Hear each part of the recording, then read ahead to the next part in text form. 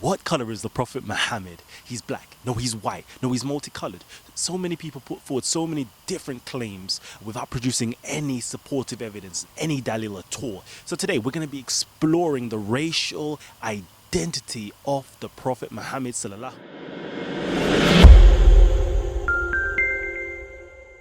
I asked you the same question. What color is Bilal? Everybody resoundingly will scream out loud, he is black, he's a black Abyssinian slave. You know what, and that'd be an excellent response. And if I tried to argue with you and say, no, he was a white man from Croatia, everybody again would definitely argue and say, no, he wasn't, and produce the evidence and proof why he definitely wasn't from Croatia, why he wasn't a white man. So same question applies to the Prophet Muhammad, and we want to know the answer to this question. Some people may think it's completely irrelevant, but it mattered to the people at the time. There were so many different prophecies, so many different evidence, hadiths, sirrs that's been written, autobiographies have been written, proving where the Prophet had to have come from, which region he had to come from, what description he had to look like to be classified as a prophet indeed. Well, it matters to me because I've seen so many comments down below. Please leave your comments down below in the YouTube section, stating, you know, the color of the Prophet Muhammad. Some people are arguing that he's black, others people are arguing that he was white, etc. But I've seen it on Facebook as well that it gets kind of nasty. So many racial slurs being thrown about. You black dog, that's why so many different racial slurs. You're causing fitna, akhi, for bringing up these topics. It's crazy to see how much absurdities that takes place in the Facebook comments and the YouTube comments as well. I've also seen in my researches, going through reading books, and it stated that a woman from England came over into the Sudan, the hottest, blackest place on earth amongst the Hofriyat people, and the women were actually bleaching their skins. And the woman asked, why are you doing that? And they basically said that the Prophet Muhammad ﷺ was white-skinned, and she, the English woman, had more chances of entering Jannah, heaven, paradise, than they do, because she was more white-skinned and the Prophet Muhammad was white-skinned and she was of the Prophet's family. So you know what, there's so much stigmas that's going on. There's so much insecurities and inferiority complexes that's taking place. So I thought it was imperative that I actually ask these questions and bring forth some evidence to prove it either way or another. Now, in doing research, one has to acknowledge their personal biases. Me, myself, I do have a personal bias, and I'm in favor of Xenophanes, a Greek famous philosopher. And he stated that men create gods in their image. The Ethiopians create black, snub-nosed gods, while the Tracheans create red-haired, blue-eyed deities as well. And if animals, oxen, horses were able to draw, they would draw their gods looking like themselves as animals.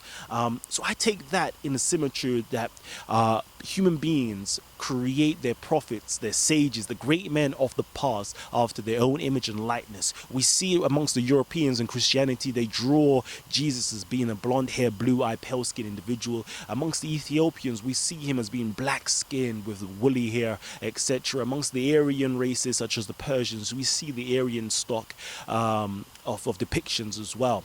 Now, that same dichotomy actually exists within inside of the Islamic literature itself. We could go on one hand amongst the Persian literature of Bukhari, Muslim, Abu Dawood, Tirmidhi, etc., and we'll see an Aryan featured looking Muhammad. We can go into the depictions, we can go into the Islamic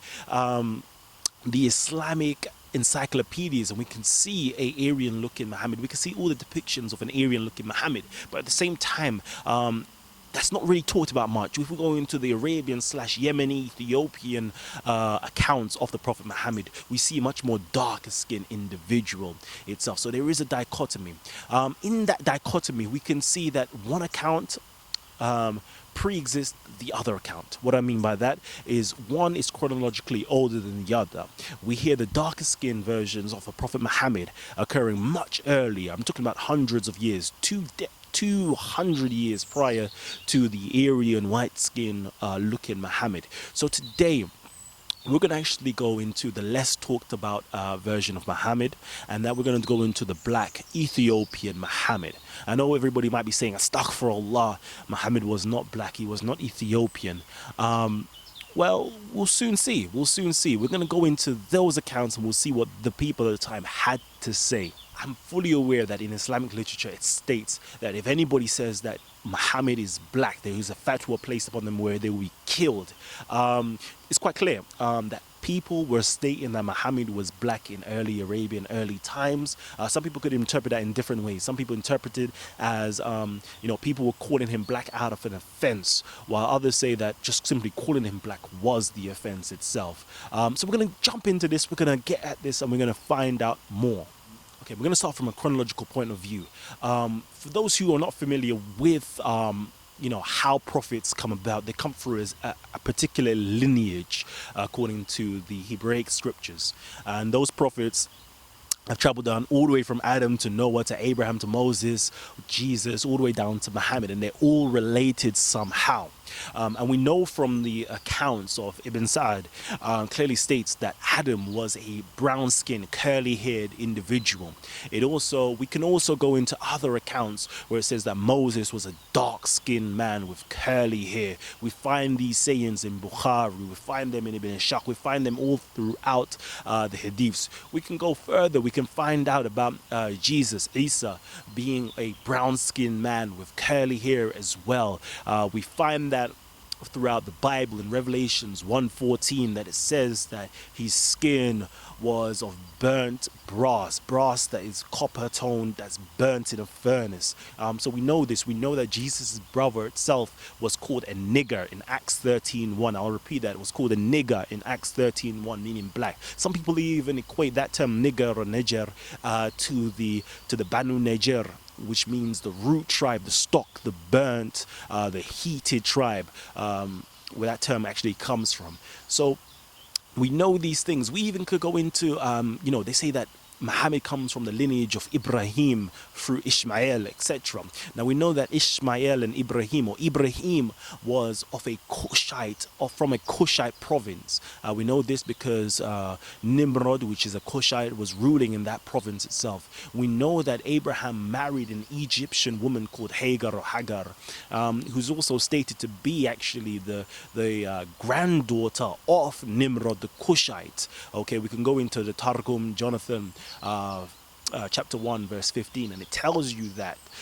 We can go other places as well. We can go we can find out that that same Ishmael married an Egyptian woman according to Genesis, and we know that these Egyptians were black-skinned people. They were called the Hamid or the Khami or the Kemi, the black-skinned people. Even in the Ishaq's accounts, it clearly states that Hagar was a black-skinned woman with crinkly hair as well. So we know that these people were black-skinned individuals. But what does the accounts of the people writing in early Islamic literature stating about the color of the Prophet Muhammad? We're going to go into that. So first of all, we got the famous polymath Al-Jahiz, and he says in his books, The Glory of the Blacks Over the Whites, or The Boast of the Blacks Over the Whites, that the Prophet Muhammad himself was a black man. He says that his family, his stock, his root of his family originated with being black. It says that Abdul Muttalib fathered 10 lords as black as the night and magnificent, and Al-Abbas was the blackest of them all for the Abbasid supporters out there. So if his grandfather was black and fathered 10 black lords, Muhammad's father himself was evidently black. His uncles, his cousins may evidently be black as well. Ali would have been black as well, the first male convert to Islam. And we can go into Tabari, and it describes Ali as being a short, pot-bellied, dark-skinned man in there.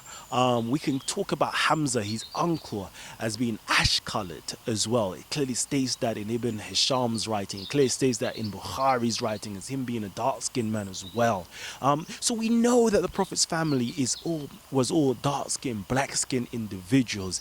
Anybody to argue that is completely insane and absurd. What did the people of the time actually describe the Prophet Muhammad as being?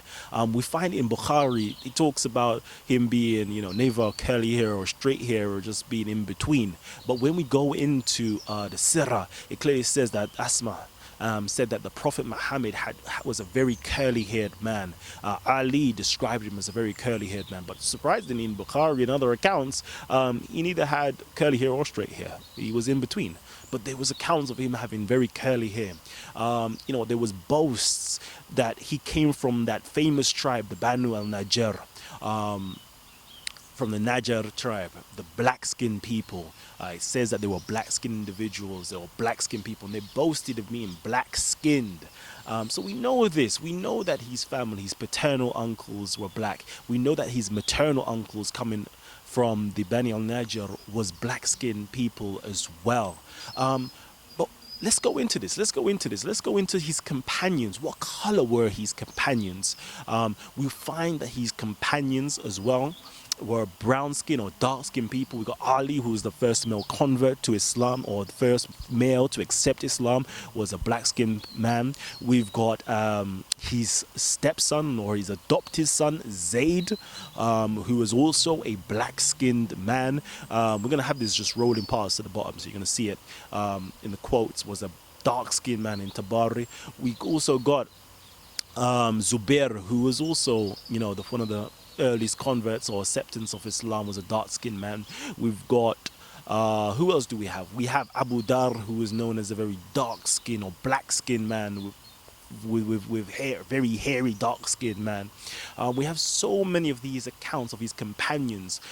His wife itself, Khadija, which is actually a Hebrew word, Kodesha, which actually means the Holy One. She was said to be an Ethiopian Christian, just like her cousin Waraka bin Naful, who is also said to be an Ethiopian Christian that served in the Nagashi's courtyard itself. So we have all these people, all of the companions of the Prophet Muhammad being black-skinned individuals. We have accounts of the Prophet Muhammad being black itself. It's quite crazy to even conceive that he was other than black.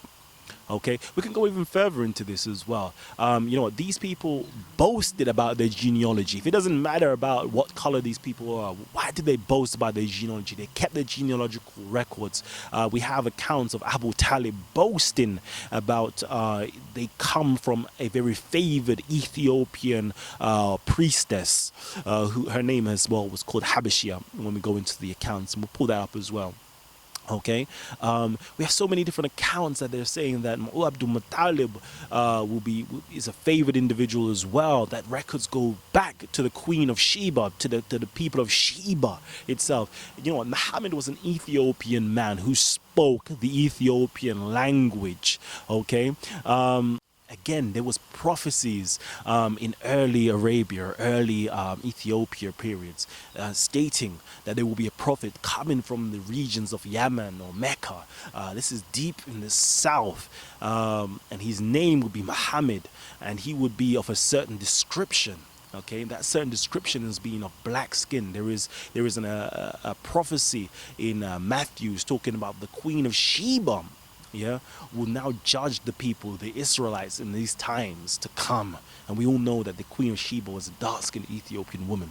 And in talking about the prophecies of this man who will come from a particular location deep in Mecca, Yemen, which we know that he boasted about his family, the Mudar, coming from the south of Yemen. We know that these people came from the south of Yemen and Aden, etc. They boasted about that. They wore the mantelpiece of these countries, or this location. They wore their hair in the two bunches of those people of that location as well. We know these things. Back to the prophecies, we know that his name will be Muhammad. Most people actually think that Muhammad means the praiseworthy or the praised one, but we know that's not even the case. The name Muhammad is actually an Ethiopic name, or Ga'i's name, that actually means the black one, or coming from the ashes, or burning ashes, or coming from the burning ashes, or it literally means the blackness. And there is even times where the people of the time, his own people, would actually mock him and say that he was a dark-skinned man, in a type of cursing fashion. They was calling him a mudhammam, which literally means a dark-skinned, black-skinned man. So we've got all these accounts that say that this man was a black-skinned individual, yet we think otherwise. There was actually a story, a deputation that came from the Kinda people. The Kinda people are Ethiopian people that ruled in Arabia. They were black-skinned people. They came over. They used to wear coal on their eyes, just like the Egyptians did.